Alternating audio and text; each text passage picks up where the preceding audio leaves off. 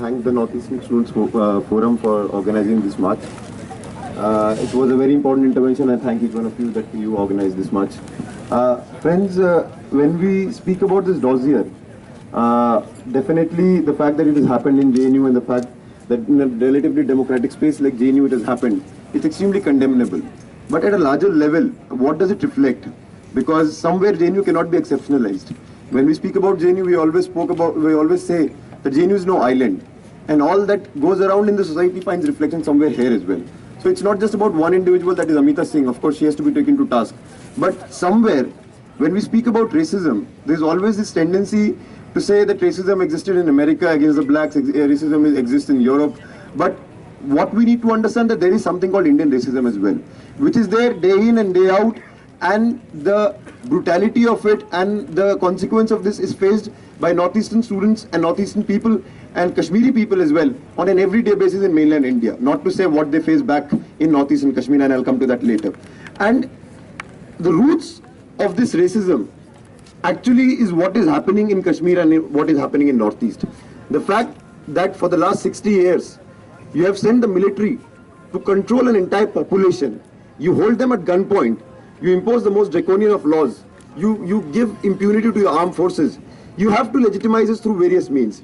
And that is how racism evolves in India. The fact that you have to say these are different people who are, this portrayal of Northeast, of Kashmir as disturbed areas, this portrayal of Kashmiri people and Northeastern people as some kind of militants, terrorists, this necessitates this racism. And if they escape the horrors of what India has been doing in Northeast and what India has been doing in Kashmir, and if they come to mainland India, the horrors for them don't end there. On an everyday basis, they face discrimination, they face humiliation, they face attacks. What happened with Nido Tanya, what happened with a 14-year-old girl in Munirka, and examples, we can recount that again and again. Just when this entire attack on JNU happened, these cases that were slapped on us, this attack on the entire university that happened, this was also the same time when Kashmiri students in one university in Mewar were attacked because other students thought that they may be storing beef. When Akhlaq was lynched, one very important debate that one very important point that we said is that it does not matter whether it's beef or mutton, you cannot kill a man. But just as in Akhlaq's case, that it was just a rumor without any basis, it was not beef. Similarly, in Mewar University also, it was not beef, it was mutton. They need an excuse to target Kashmiris, they need an excuse to target Northeastern people, and this has been happening every day. And we need to recognize that the core of this is Indian racism, which we need to confront as a big danger to our society. When it comes to Amita Singh, Amita Singh is notorious. She's gained a lot of notoriety in the last few months. And that time, the comment that she made, which Rama also spoke about, that there are anti-national teachers in this campus, most of them are Dalits and Muslims. When I was being profiled in the media in all kinds of ways based on my immediate identity, saying that I'm a Jaish-e-Mohammed terrorist, been to Pakistan and all of this, Amita Singh also made a statement about me, saying that I am from Azamgarh and Azamgarh of Bijnor, and this is a place where there are all kinds of anti-national terrorists. She does not even have a facts right. But based on stereotypes, she has to make these comments, and the fact that she's been shielded by the administration all this while, reflects a lot about the administration. And one more thing, this dossier was prepared last year. What is the rationale of releasing this dossier now? That is a very important point we need to understand.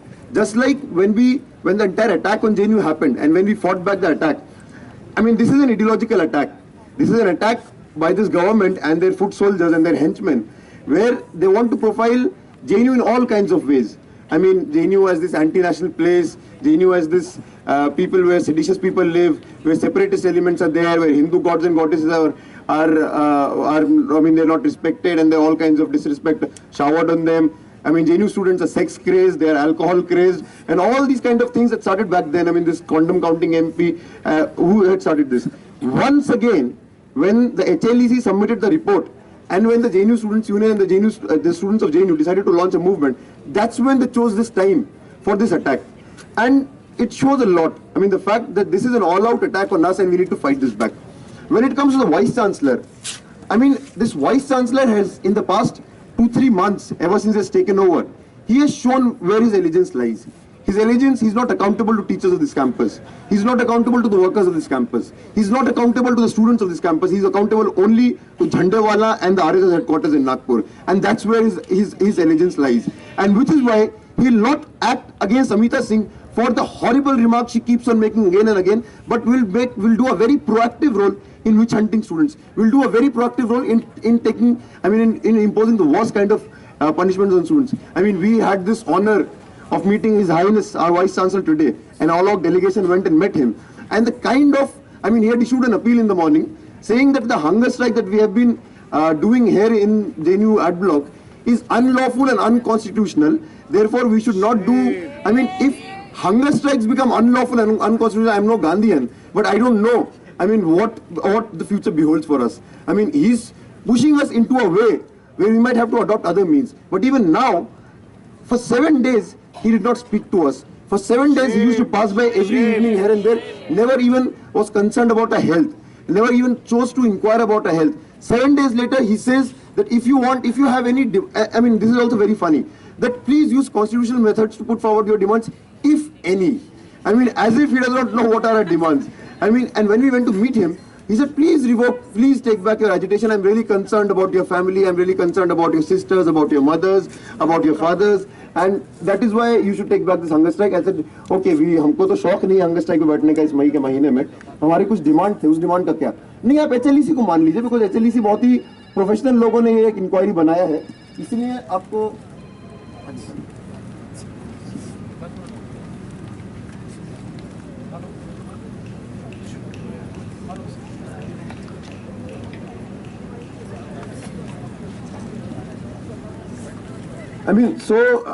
he refused to accept a single demand. He has refused to acknowledge a single demand. What we told him, point blank, sir, you have your dinner, you have your breakfast well. We are sitting on a hunger strike. Our health may have deteriorated, but our morale, our spirit, and our commitment to fight to save this campus, our commitment to fight against fascism, our commitment to fight for justice, our commitment to fight for democracy has not gone down. This will be a fight to the finish, and we will ensure that each and every punishment, we have not come here to bargain. There will be no bargain in the coming days. It's not about 5 rupees or 5,000 rupees or 10,000 rupees. It's about a principle. We have done no wrong, and you cannot fine us, you cannot penalize us for having done no wrong. One more thing, as I said, this is an ideological attack. And this HLEC, the witch hunt, the Dossier, this condom counting MP making those kind of comments, all of this is part of that ideological attack. They don't want us to speak about certain things. Why are they so afraid of us? Because we make connections. Because we speak about things that no one else speaks about. And that is why they want to make an example out of us by imposing sedition cases, by arresting, by bringing the police on campus, by witch hunting us, by putting the biggest of punishments. And they don't want, and they think that if they make an example out of us, students of this campus are not going to speak about issues that the student movement of this campus has always spoken about.